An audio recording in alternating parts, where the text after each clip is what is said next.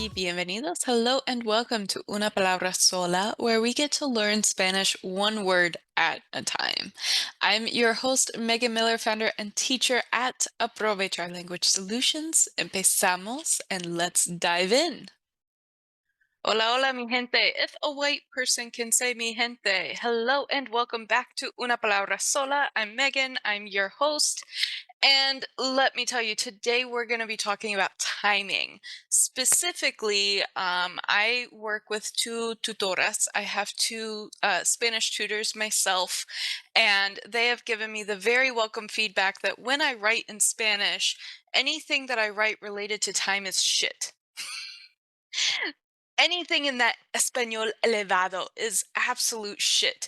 So it just goes to show that when you do this as a job, when you have your own company and you help people learn Spanish and you speak Spanish and you study Spanish every pinche day, you still can have a lot to work on. And I am so, so grateful to my tutors. Shout out to Romance Language Center in the UK, because they are helping me get ready for the biggest deal in my little vida española, which is DELE, the Diploma de Español como lenguaje, I think, extranjero. Basically, it's a Spanish diploma that says, hey, I speak Spanish. So, this whole thing around timing words has got me really looking forward to today's word, which is related to time. You do have that right. And today's word is enseguida. So I'm going to say that one more time. Enseguida.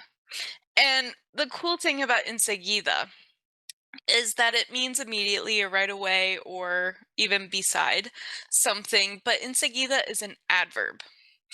And for those non-grammar folks out there, an adverb is basically it changes how a verb is verbed. So, for example, if we were going to serve something enseguida, we would serve it immediately. If you wanted to go somewhere enseguida, you would go immediately. So it is immediate. The funny thing, especially as a gringa from the States, is that it got me thinking to time, especially as I try to not be shit with timing words.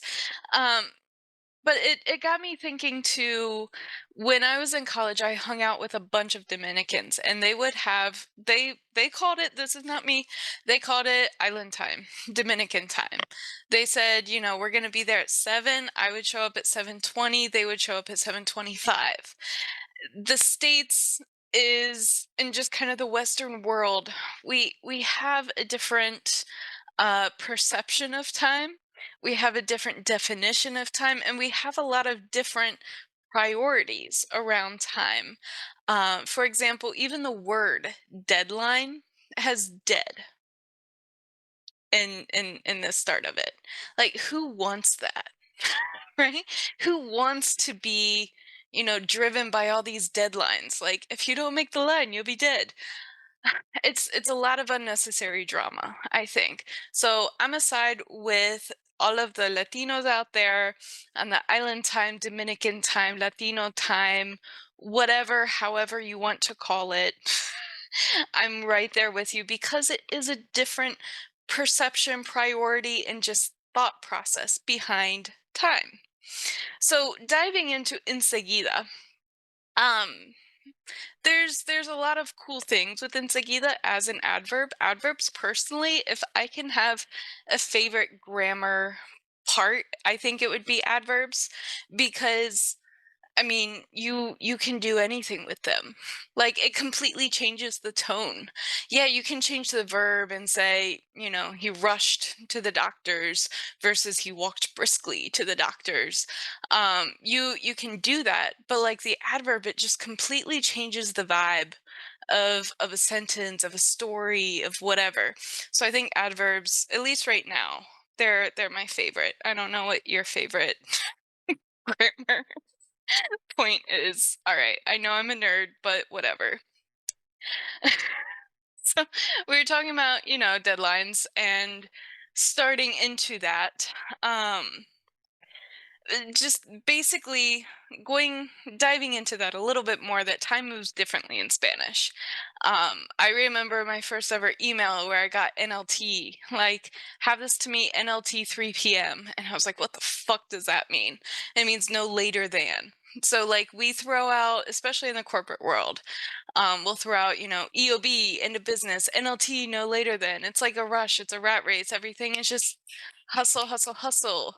Versus if you take a step back and listen to episode dos around disfrutar, right? And in the Latino culture, and I know that I'm just lumping everyone together into one big hug. I'm aware there are different cultures, there are different customs, there are different countries. I get it. Lumping you all together into one big hug.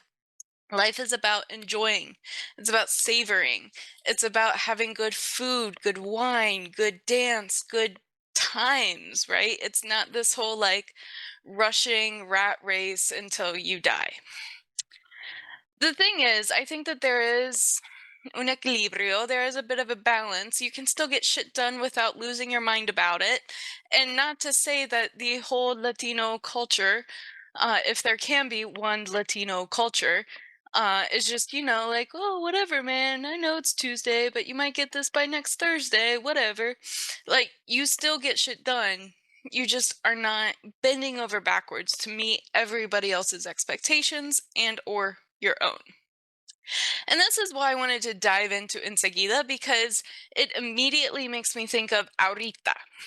So, fun story time. Ahora, Ahora. Ahora is like now. Ahorita is like right now.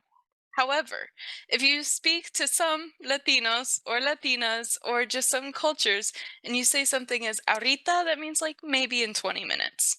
So it has this totally different kind of spectrum of an answer, because ahorita is basically like immediately, it's right now, but it could also not be.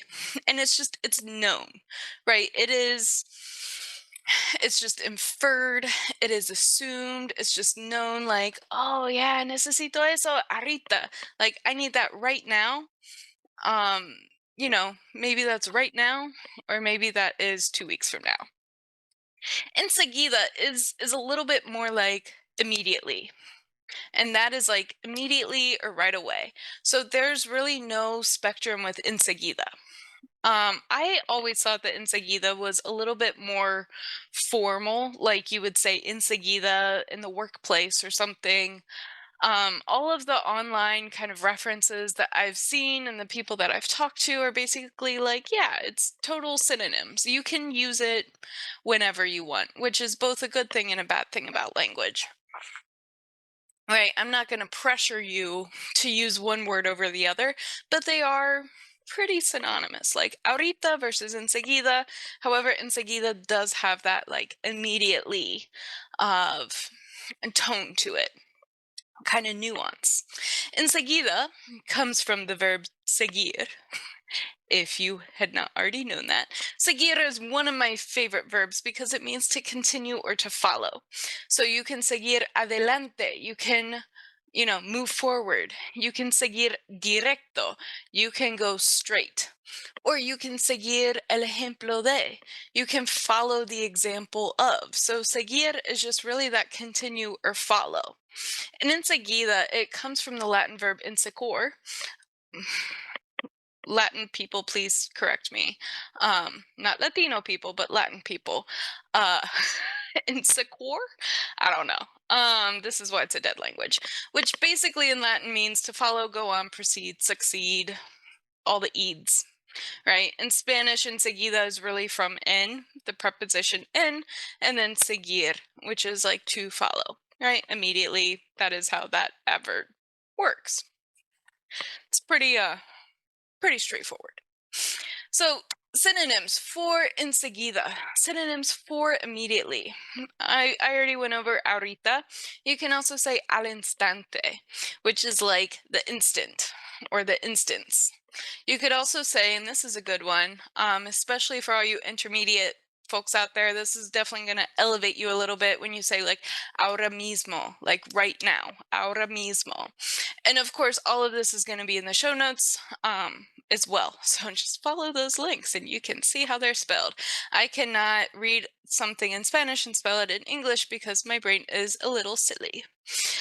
Um, there is a false friend. So when you think of enseguida, you might think like, oh, immediately, inmediato. Inmediato is really like kind of next to or adjacent. And remember, enseguida can also mean beside something. But to get to that immediately with inmediato, just add a de in front of it. So de inmediato. So para resumir, to just give you a little resumen or a summary, enseguida is your adverb, means immediately. You can also use ahorita, al instante, ahora mismo, or de inmediato, and it comes from the verb seguir. The related noun is kind of both a noun and an adjective, which is where we're getting a little loopy, and that is siguiente. So you can have el siguiente, which is like the next person, the next thing, or you can have la persona siguiente, which is like the next person. So it's both a noun and an adjective, and just otro recordatorio that an adjective goes with a noun, and it same adverb with a verb, adjective goes with a noun, and it tells you a little bit more detail about that. So, fun fact, and if you can see the word, you will know that there's a U in there. A lot of times people want to say enseguida, and that is incorrect, and I will tell you why. Damn, I should have looked this up before.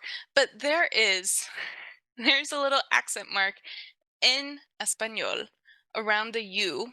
And like if you are looking at Uber in German, it'll have the two little dots. Spanish has that same U, which just goes to show you that sharing is caring. And that U with the two little dots, that tells you that the GU, for example, penguino or bilingue, has a gua sound to it. That's the only time that you will hear the gua sound. So, like penguino, penguin, one of my favorite words, one of my favorite animals, bilingue, bilingual, versus seguir or enseguida, which is a G and a U. Why is that? Well, I'm so glad you asked. That is because there are two different types of G's in Spanish. Remember, there's no J sound, right? So there's a soft G like gente, and there's a hard G like seguir. The U is there to make sure that you know that it is a hard G. It's a G sound. Instead of a soft G, a H sound. So, for example, soft G is like recoger, to collect or to gather. Gente, people. Girasol, a sunflower. I can go on and on and on. I will not because we're here to talk about one word. That's kind of the brief. So that GU is just to make sure that it's a enseguida versus enseguida. As we're talking about time, as we're talking about the words, I also want you to think about the meaning behind the word. So, where can you give yourself some space to just fucking be?